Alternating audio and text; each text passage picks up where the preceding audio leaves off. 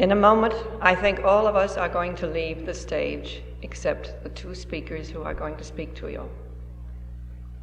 It's my privilege to remind all of you that several years ago, you picked up your newspapers. So did the people in France, Germany, Belgium, in South Africa, in India, in China.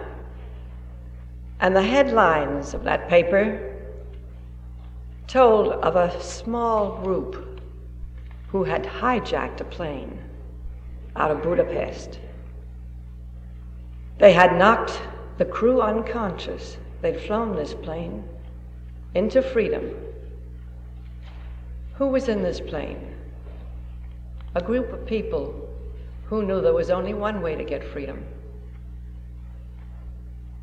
I'm going to present to you one of the persons in that crew. He'll tell you who he is.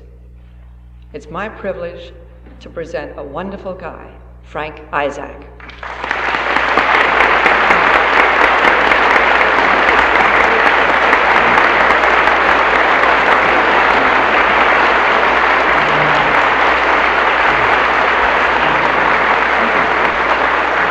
Thank you very much.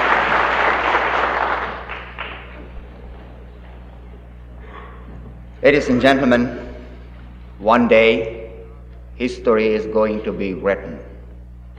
It is going to be the day when our historians, or those who claim themselves to be historians, going to write history and not propaganda. But in those days, when they come, the year of 1956 will be written in very dark pages.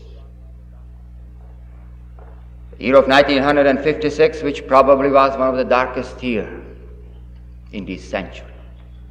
Not even in this century, maybe since the beginning of mankind.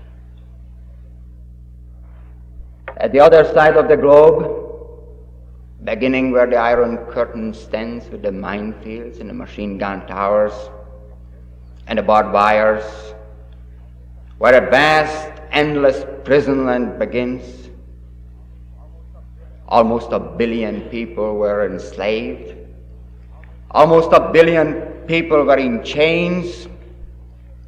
Almost 1 billion people were struggling and crawling in endless darkness.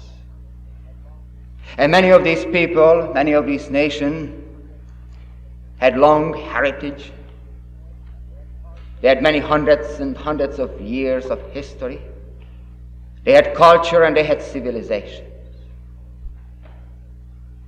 But half of the world was in darkness. My story begins there. 1956, July the 13th, which was a Friday. That afternoon was a very strange phenomenon was noticed by one of the Russian radar operators in Hungary. The Russian radar operators controlled Hungary at the time. And it was noticed by this radar operator that a commercial airliner which was en route on a routine flight from Budapest, which is the capital of Hungary, to another Hungarian city near to the western border of the country, it all of a sudden disappeared from the radar scope. And as he reported these strange phenomena to the nearby military Air Force base, Russian Air Force base, which in turn tried to contact the plane, from which came no answer. It immediately became a mystery which hasn't been solved until 4 hours later. And 4 hours later, the mass communication media of the world, in headlines, in special bulletins, in television stories, in every possible means and ways what the mass communication media has, reported to the world that a Hungarian Soviet airliner made an emergency unscheduled landing somewhere in Western Germany. As Ross Frame told you, I was the member of the team which hijacked the plane over Hungary with my wife. And maybe you'll be interested how hijacking takes place. Maybe someday you might need it. You see, at the time, it was impossible to escape from Hungary. According to the communist statistic, In the first 6 months of 1956, out of that 1,200 or so escapees who attempted to escape, less than a dozen people made it. Less than 1 out of 100. And the rest of them were shot at the border or captured at the border and shot later. 7 of us who were to escape, we knew that. So we felt we are going to design a way which was unknown and untried before, and this was hijacking an airliner. And it's basically very simple. All you have to do is to get on the airliner as a passenger, and then at a certain point take over the control of the plane and fly it wherever you want. This is the basic. The only complication we had that we knew that among the other passengers who are going to occupy the other seats of the plane, there is going to be at least one, but probably more than one secret policeman. As a routine over on the other side of the world. And we have been taking proper precautions to take care of this problem.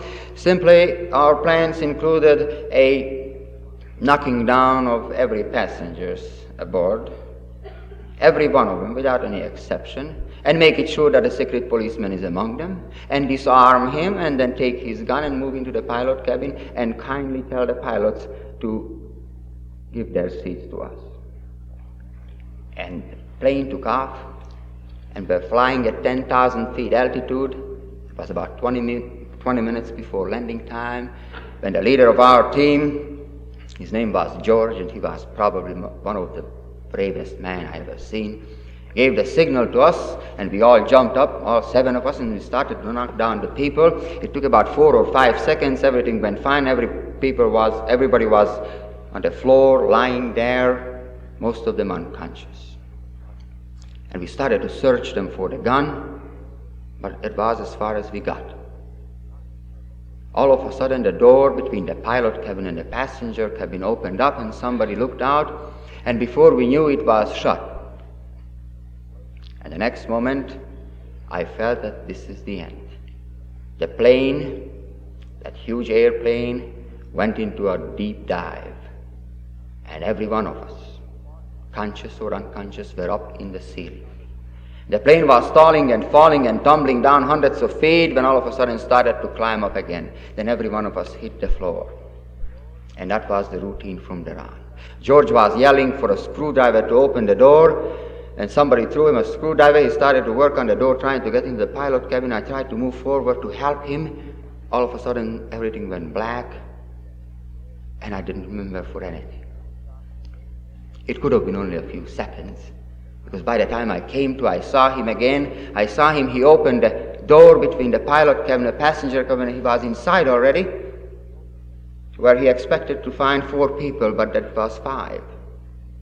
The 5th one was the secret policeman with a loaded gun in his hand, with his finger on the trigger and ready to pull and kill. Nobody ever could tell us why he didn't. He didn't remember why he didn't. But probably I can give an explanation.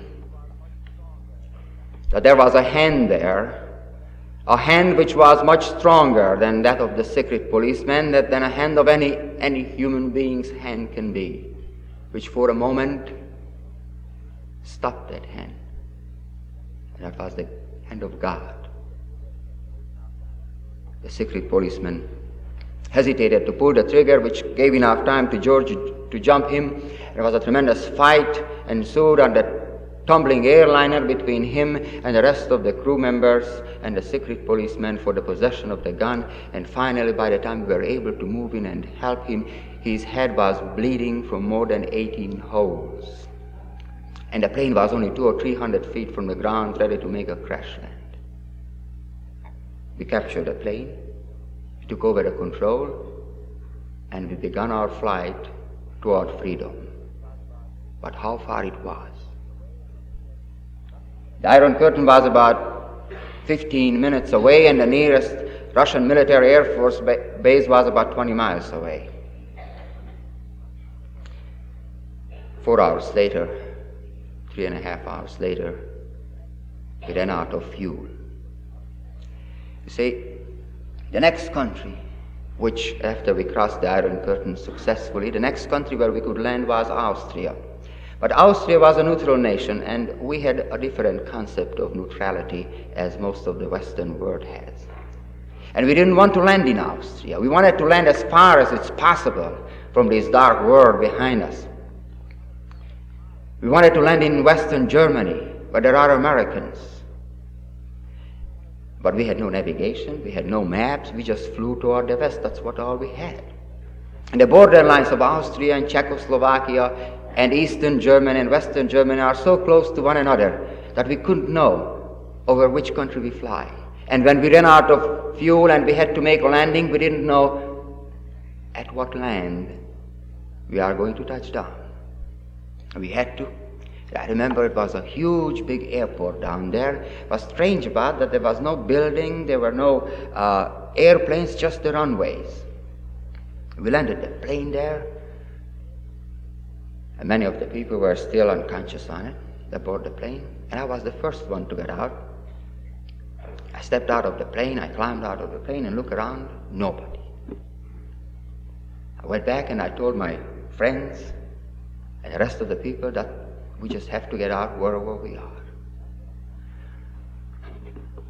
But the fear, the tremendous, unspeakable fear was growing in our heart and made it beating stronger and stronger every moment as they passed by. And a question which filled our heart with fear and terror was, what country is it? What side of the Iron Curtain are we? Was it all in vain? Or is it the land of the free? Or is it still behind the barbed wire somewhere? And it took about 10 minutes before we saw the first sign which came to answer our question. It was 9 years ago. And many of the things which happened there now are sinking down to the hazy memory of mine. But this one picture stands out as clear any picture could. There we were around the plane, standing there, some of us lying there, and from the end of this long runway there was an automobile showing up, a small car driving up toward us, coming closer and closer. I was standing there with trembling knees and shaking like a leaf. And all of a sudden something just came over me, and all I remember that I was down on my knees. All I remember that tears were pouring down on my face as never before. All I remember as I could look through my tears, I saw the rest of us down on their knees and crying like babies, crying like children. And through these tears, there was the only sign, the only true sign of freedom which I have ever seen. The small car, and from the aerial of the car, blown by the gentle wind, the American flag.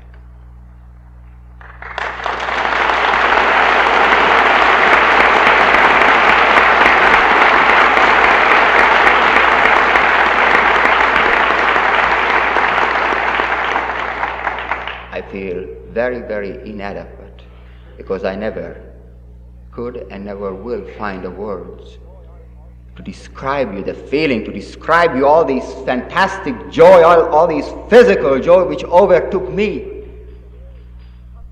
Freedom in the first time in my 25 years of age, something which I have never known before. And here it is, obviously, unquestionably, the only sign, the only signal, the only acknowledgement of true freedom, there it was. The American flag. And behind of us was 25 years of darkness and slavery. Sometimes it's worthwhile to go back and see how did all these start. How did all these start? What made us young people 25 years of age and younger. The youngest one was 17. What made us all to desert our country where we were born, where we were raised and educated, where we had parents and relatives? Some of our members had wives and their children. What made us to run away? What kind of a life was it, or what kind of a people were we? 1945. The war ends. Destruction, fascism, Nazism came to its end. The country is destroyed, everything in ruins, but 9 million Hungarians have a hope and a light in their eyes and in their heart. A new era, a better world. 9 million Hungarians have a dream. Oh, it isn't something which is very difficult to accomplish. That is something which you have problems to accomplish. Very simple, very little things. More education, a slice more bread, a better housing, job for everybody, just plain human aims. And we were so convinced that there is nothing in the world which can stop us from accomplishing these simple human things which we yearn for so long. After all, the war came to its end. After all, there is nothing here to be afraid of. The Soviet troops were there, but they're going to pull out, we were told. And even if they are there, we are being assured that we can choose our own government, our own way of life. And we more or less knew what kind of a life that is going to be. A better life. The year was 1945. The time when you could hardly find anybody in Hungary, probably less than those who are sitting here today, out of 9 million Hungarians, who was deeply concerned about communism. Communism? How? The Communist Party has less than 200 members. The Communist Party is the smallest political party out of the dozen parties we had at the time.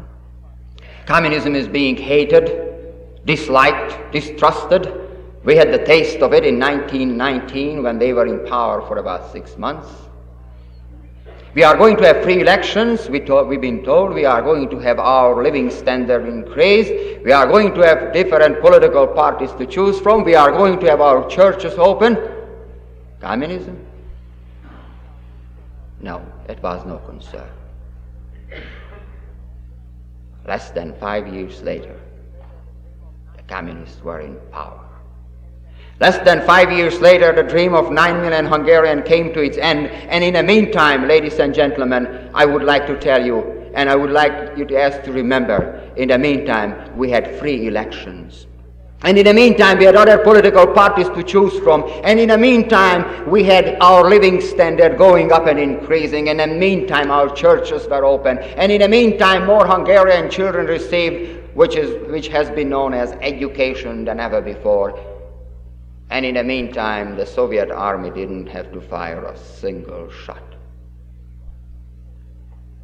You think that the Hungarians are some kind of a people who are easily subjectable to tyranny? Then you read your history. We lived there at that place for 1,000 years, and during that 1,000 years we've been doing nothing but fighting and fighting for our freedom. We didn't have much of it, but we kept fighting for it. We never submitted. We never gave in.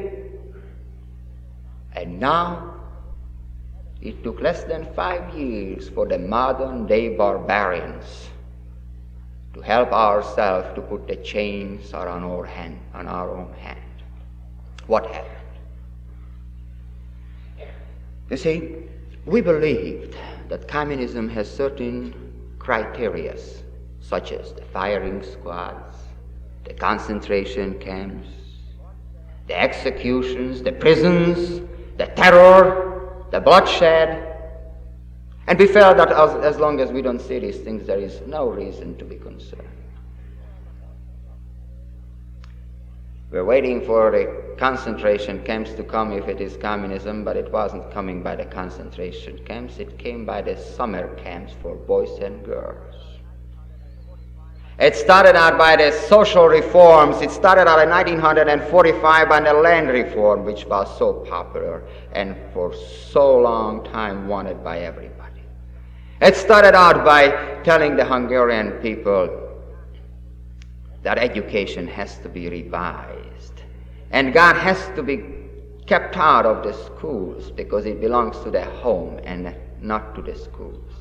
It started out by the two basic, very basic, fundamental concepts which every totalitarian dictatorial power needs to come into power. Number one, the destruction of the morality, the destruction of the existing society through destruction of the foundation of that society. And at the same time, as number two, to create an all-powerful totalitarian government. And this what we got there. I have never seen so many obscene pictures being shown to the young people. I have never seen immorality encouraged among the 14, 15 years of age as then. The history books, they said that history is not an important subject really. We don't really need it. Besides, it was a false history. It was written by the capitalists for their own purpose. So out of the schools they went. Boys and girls were sent to summer camps, and if the girl became pregnant when she was 14, the Hungarian government gave 5 or 10,000 forints as an award because it's a pride to be an unwed mother, they said. And of course, parallel at the same time, everything was done to concentrate the power in fewer and fewer hands. And it wasn't the communists who done the job. It was our so-called coalition government, the one which we elected. We put them into power because we believe that they are the people who are representing us. They are represented nothing but their own political dreams, their own political power, and one coalition after the other was made with the communists, and the communists were sitting in the background and waiting until everything just kept falling in. It was our coalition government which introduced socialism one step after the other and assuring us that it has absolutely nothing to do with this Bolshevik type of communism. This is the new way of life, we were told. The new way of life which had no place for patriotism, which had no place for God, which had no place for the respect for law, which had no place for respect for private property, except for a totalitarian, powerful government which was dishing out all the goodies to the people. 1949, August the 20th, came the end. The Communist Party assumed absolute power and declared Hungary to be a people's democracy. A people's democracy, they called it. And every other political party was immediately banned. The coalition leaders, by the way, in the meantime, when they felt that the house is coming down, they left the country when it was still time to leave. They left the country, and they were watching from outside what is going to happen to 9 million Hungarians. And I tell you what happened to them. First thing what the Communist Party said that since now we are in power, we have to establish a classless society as a second stage of communism. A classless society which, as Comrade Révai, who was a theoretician for the Communist Party, said, and I quote him, rendering innocuous the agents of the imperialist and the class enemies within is a necessary work to establish the world of socialism. And the rendering innocuous began, the Iron Curtain was built, machine gun towers erected, and this was the time for the concentration camps to exchange the summer camps. I don't think that there are words to describe it. Have you ever seen old men in their age of 60, in their age of 70, who hasn't done anything wrong in their life? They saved some money for their old age with hard work, most of them. But the Communist Party regarded them as class alien elements, and they were dragged into concentration camps and done the usual and popular job there to break rocks for 14 hours a day. And after it was done, they were lined up in a long line to get their once-a-day meal. It was a hot boiling soup served right into their bare palms. Have you ever seen that? I have. Shaking, trembling hands, trying to hold enough boiling soup to survive. Because that's what became from all our dreams of 1945, survival. That was the only thing we were interested in. Education, more bread, better housing. Where were they then?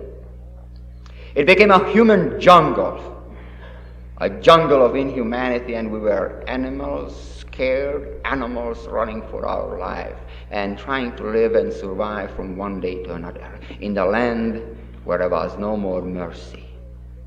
No mercy. And in a land where 9 million Hungarian dreams just 5 years ago, the land became a damned land. 1952. I'm a university student studying chemical engineering. I went home to see my parents. It was vacation time, the first vacation of the year. They lived in a small village.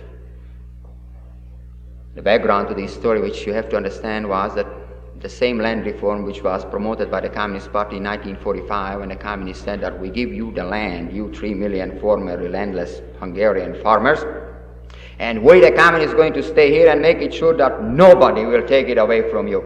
Nobody did, except the same Communist Party in 1951 and 52, when they said that the land belongs to the state. It always did. And the people resented that. There was 3 million Hungarian farmers involved, and their livelihood, that was the only thing they had left, and they resented it. And it was a revolution in the making when the Communist Party Central Committee made the decision that the Hungarian people have to learn a lesson which was that the party means business. The first night of my vacation. Go to bed early. Then sometimes around midnight, I woke up for a very strange sound. It was so strange that I immediately sat up in my bed. I looked around in the room, tried to find what is this strange sound coming from. But it was so dark there, and I was half asleep yet I couldn't recognize. I tried to reach over to my parents' bed, and it was empty. We had a very small room in which we lived. The room was empty, and as my eyes got used to the darkness of the room, I could see that over at the window, the silhouette of my father was standing there and watching out from behind the edge of the curtain. And then I could see my mother. She was kneeling next to her bed and she was praying. And her prayer went louder and louder. And of course, by then I was awoke. Of course, by then I recognized the sound of a truck, an automobile driving on the street. Strange. Indeed, strange, because according to my knowledge, nobody had any kind of automobile in that village of 4,000 people. But there was one now, slowly climbing up on the hill. What is it? I couldn't ask. All I was doing there, listening with fear. And the truck was coming closer and closer, and my mother's prayer went loud. It became almost hysterical, and she cried, says, God, Madonna, oh, save us. And then she dropped her voice, and there was a tremendous, an unbearable silence in the room. The truck arrived into the front of our home, or very close, then stopped. The engine was still running. Apparently they didn't shut off the engine, it was idling slowly.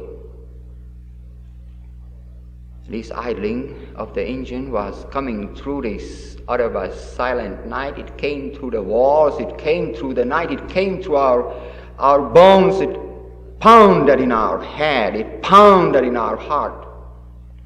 Ladies and gentlemen, it was 12 years ago or 13 years ago. And I still have nightmare in the middle of the night when I jump out of the bed because I can hear the truck idling slowly outside on the street. We could hear some people shouting. We could hear the doors of the truck being banged. And after a time which seemed to be eternity, the truck moved on past the house and went down on the other side of the hill. And as it disappeared in the distance, my father came back from the window slowly, quietly. He went to my mother. He helped her up from the floor and he said to her, "Mother, it is all right. It didn't stop here tonight. Let's go to sleep." And then these two people in their late 50s, who worked in hard physical labor in all their life, who would hardly read and write, never had a chance to. These two people whose only aim in life was to raise their only child as God told them to raise a child. Now, in their late 50s, one of them at the window watching the street and the other one praying on her knees. These two people, one of them who is dead today and the other one is insane.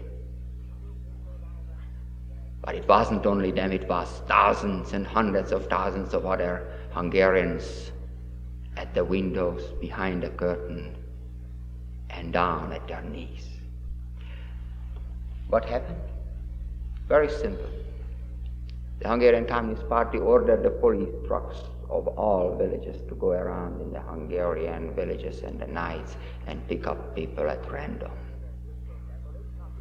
Not because these people committed any crime, not because they were Jewish or Catholics, not because they had 5 acres of land or none, not because they were intellectuals or uneducated, but because fear and terror had to be delivered to the people with the understanding that the party means business when the party says that the land belongs to the state. And they had to pick up people at random, 5, 10, 15, and bring them to the police station. People, most of them who never returned. But the lesson was understood. I escaped from Hungary in 1956 July. That was 3 months before the revolution. And I remember all the little details how we planned our escape. We planned it for months. For instance, we didn't have watch because it was very expensive in Hungary to have a watch. So all we had, we were counting. After George gave the first signal, we learned how to count exactly every one of us at the same time up to 300, because it meant 5 minutes. And these days like that. But when we took this flight, we were completely and absolutely aware what we are faced with. Frankly, I thought we were never going to make it. I was ready to die. So were the rest of us. This was not just a slogan, ready to die. We faced this. We knew that. We sat there and made the decision, for which I am not taking credit, for which I am not saying that this was some great thing to do. Because less than 3 months later, hundreds of thousands of other Hungarians made the same decision and said we prefer to die. That was a revolution. You know it, you remember. 1956, October the 23rd, for the first time in the history of the communist empire, which started out 50 years ago by a handful of gangsters and criminals, and developed into a fantastic totalitarian power, enslaving half of the world, but now here it was crumbling down. Here it was a handful of unarmed Hungarians making the communists to retreat, some of them to defect. And the first time, behind those barbed wires, 100 million other slaves in those satellite states had light in their eyes, the light of hope, the hope of freedom. And for days Hungary was free. And you know the story, I don't have to tell it. But I think I have to tell one thing. This fight hasn't been fought by hardcore revolutionaries. It hasn't been fought by hardcore militia or well-trained troops. The fight was fought by Hungarian children. Most of them. Most of those children who never knew what freedom is because they never had the chance to taste it. Most of them who were in their teenage. Most of them who were too young and too weak to carry a rifle, so it took two of them to carry that rifle. Most of them who came from families which were much, much poorer and far less sophisticated than you are. Kids, children, boys and girls, marching into their death. But what a march it was. Straight and tall. So straight and so tall as brave men can march only. And they died.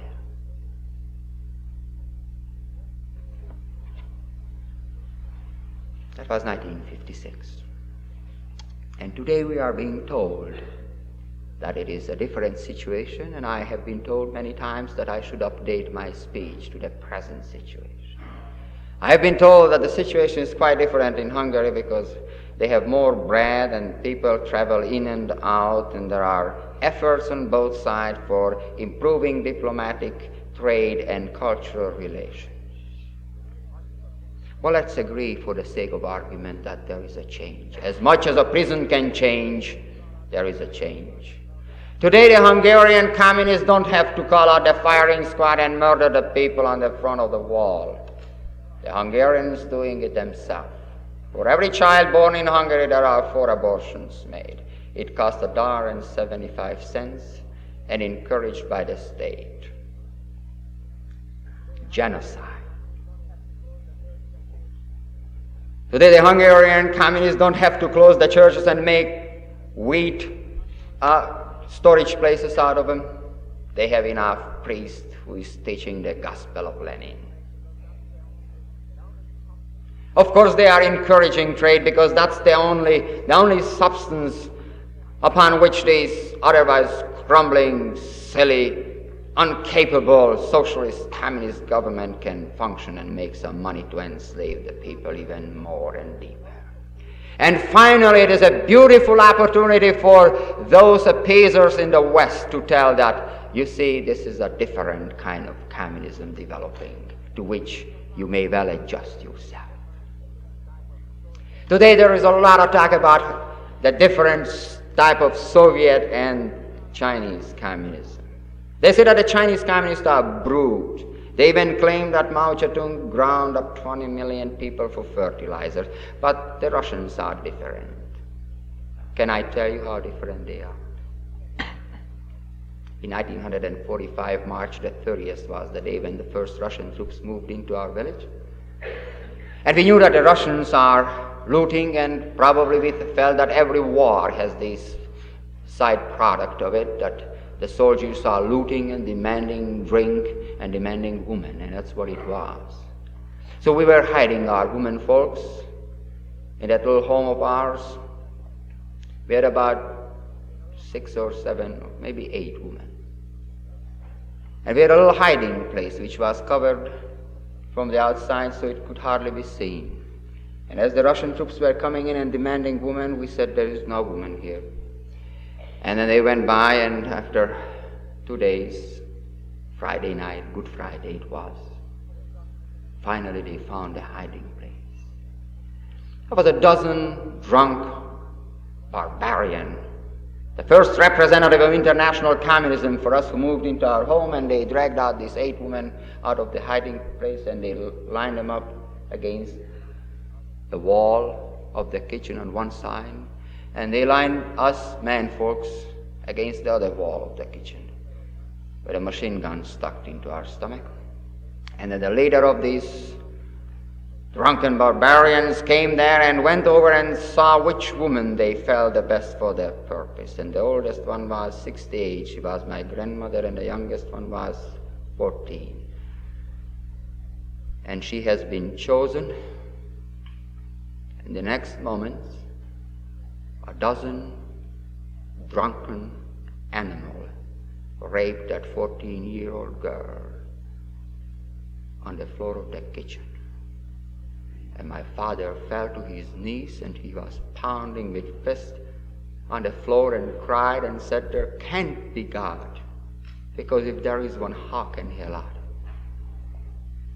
And the girl was lying there and dying there.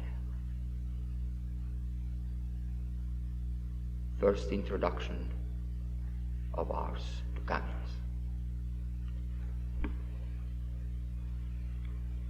But what the sense of talking all about these atrocities and brutalities? What the sense of talking about in Boston, Massachusetts, 3,500 miles away? I tell you what the sense of it. And I would like you to remember too. The target of international communism, which has never changed and which never will, is the conquest of the entire world. It doesn't matter what the Globe says. It doesn't matter what the New York Times says, the Life says, or whoever says it. You ask the communists themselves and they tell you. You ask them. The conquest of the world. And that will include the conquest of Boston, Massachusetts. You remember it. It includes your life. You remember that. No matter what they tell you. See, we seem to have making the mistake of confusing communist strategy with communism. The communist strategy, of course, it is changing. It changes from one day to another. That's the very nature of it. But communism, no, it isn't changing. And the target of it is the United States of America, whether you like it or not, whether you admit it or not. And this is what you cannot dream away. This is what you cannot pay your way away from. You cannot coexist it away. You cannot even lie it away.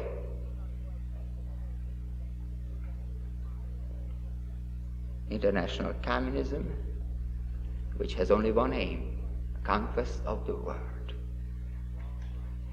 Of course we believe, because we are being given this long line of very fancy stories, that we are defending the world from communism like South Vietnam or Santo Domingo.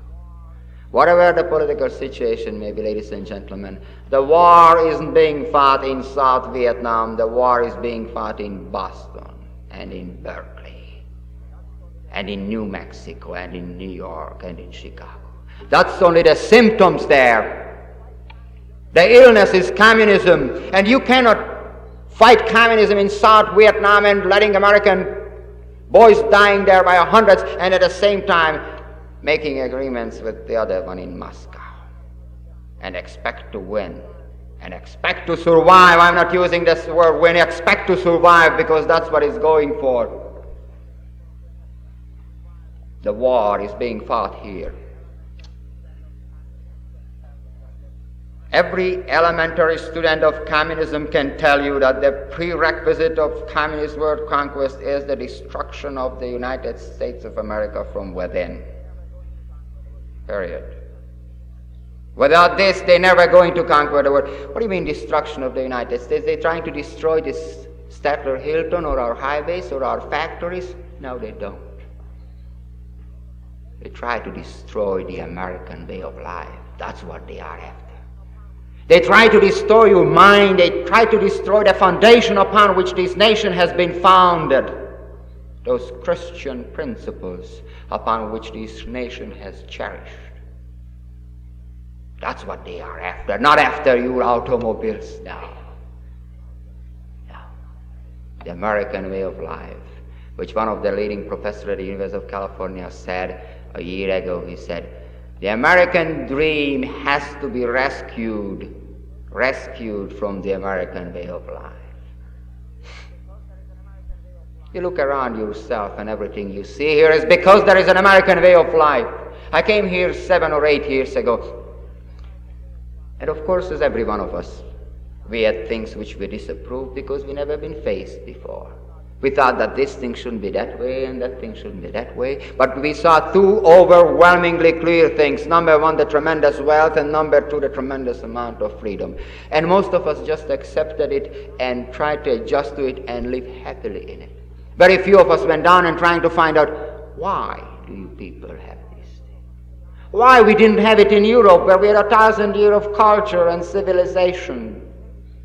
Why do you have all the things what the rest of the world only envies, the rest of the world only hate us for, but never possessed? Why? Are you some kind of a different people, maybe? I sat down and I tried to find out, and it took me some time. It took me some reading, some homework.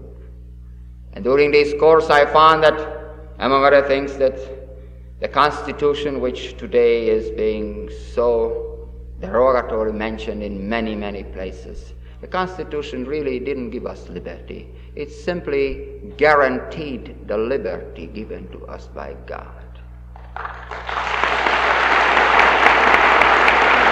I found, ladies and gentlemen, that these two things, wealth and freedom, is the same thing. I looked behind, I wanted to find out what is behind those, how many hundreds of thousands of four-lane highways, or how many thousands of four-lane highways, and television for every family, and 2 automobiles for every family, and a washing machine, and a popped-up beer cans. What is behind all these things?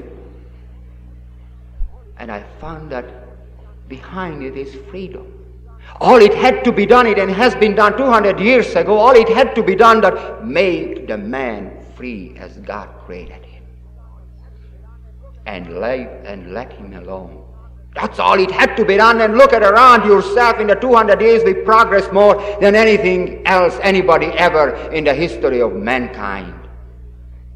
Because we've been made free as God created us. And I studied and I read many, many books, but I like to read you just one line which struck me the most, and which was which I, at that point I understood what we Europeans for 1,000 years we couldn't understand, what makes freedom possible. And these lines coming from Woodrow Wilson. The history of liberty is the history of limitations of governmental power. When we resist, therefore, the concentration of power, we are resisting the processes of death. Because concentration of power is what always precedes the destruction of human liberties. End of quote. And that's what made man free. And then they asked me, now, well, you love America so much, you are so proud of it, what worries you? But ladies and gentlemen, I make it very short. It isn't the Russian accomplishments in space what worries me. It isn't the Russian economy which worries me because I know it. It isn't the Red Army which worries me because I've been in it. It is the decay and the destruction of the Western civilization which worries me. Arnold Toynbee said just a short while ago, he said that civilization never collapses because of outside attacks, but through spiritual failure. And look at our youth today. Sometimes we've been told that, well, you just have to understand that we are living in a modern world and things going faster and the youth is growing up faster. Are they? In California, there are 9-year-old children who are using marijuana. And when they are 12 and 13, they have to know everything and all about sex. And when they are 15 and 16, they gang up and beat up the police, smashing car windows, burglarizing, ganging upon people, and going home and tell the father to give the car key, because if not, I'm going to shoot you. And when they are 23, they are parading under a 4-letter word in our higher institute of University of California. Are they growing up faster? Well, let me tell you something. 200 years ago, the American Revolutionary War, which was fought for the liberty of this country, the average age of the soldiers there was 17. Let me tell you that Thomas Jefferson, when he wrote the Declaration of Independence, was 23. And when Lafayette came to this country to fight for the freedom of this land, he was 19. Are we growing up faster or are we decaying faster? You know what bothers me is that there is a parallel in between Hungary and America. And the parallel is that the destruction of the society goes at the same time parallel with the concentration of totalitarian power. We know that there are problems. We tell ourselves that, by God, all these kids are on the street as soon as the schools are over. Something got to be done with these kids, so what we do? We are glad that there is a national job corps, because that's a solution to it.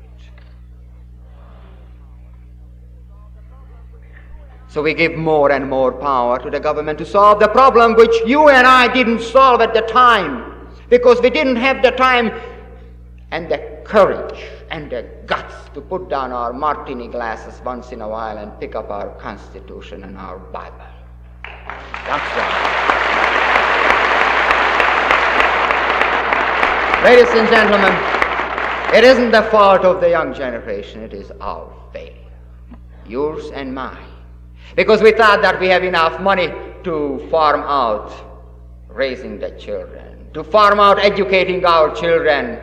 We let the psychiatrists do it, and the teachers do it, and the various organizations do it, as long as we don't have to do it, because we are so busy with all the other things. And we believe that as long as our check account is showing a good picture, and as long as our stock market is in good shape, as long as we have our $25,000 and $30,000 homes, there is nothing in the world can happen to us.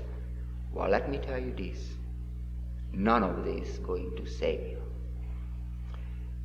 If America isn't going to wake up, you're going to have blood on your streets and chains on your hand. You know what's the difference? Why the communists are conquering the world? I probably can put it in one sentence. I don't know how much sense it will make, but you think about it. Because the communists have more faith in man than man has in God. You think?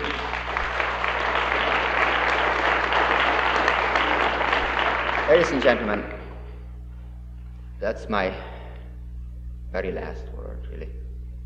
Abraham Lincoln, some 100 and few years ago, he said that I have been driven to my knees with the overwhelming conviction that there is no other place to go. I am here in this country, the next speaker in this country, and we are glad because when we escaped, no matter how slim chances we had, there was a place to go. But for you, from here, there is no other place.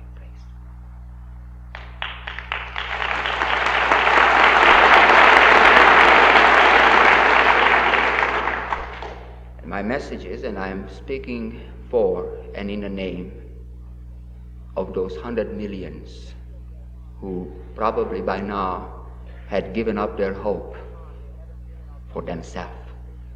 But in the depth of their heart, they haven't given up their hope for their children and for their grandchildren. I've talked to many people who came out from Hungary and who went there and visited. And they talked with the Hungarians, and the Hungarians told, and the Yugoslavians told, and the Russians told, and all those slaves there told, don't worry about us. We adjust ourselves to this. But please tell the American people to keep America free. Because as long as she is free, our children, our grandchildren, or the next generation maybe, has a hope for freedom. And I pray, God, that you keep America free. Thank you very much.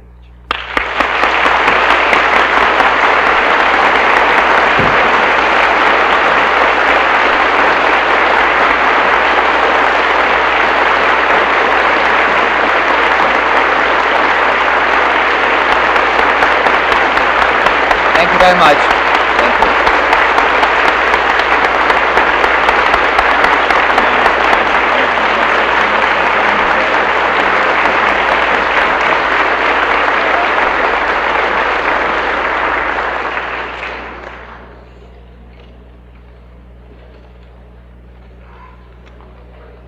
What do you say about a message like that? All we can say is amen. Thank God.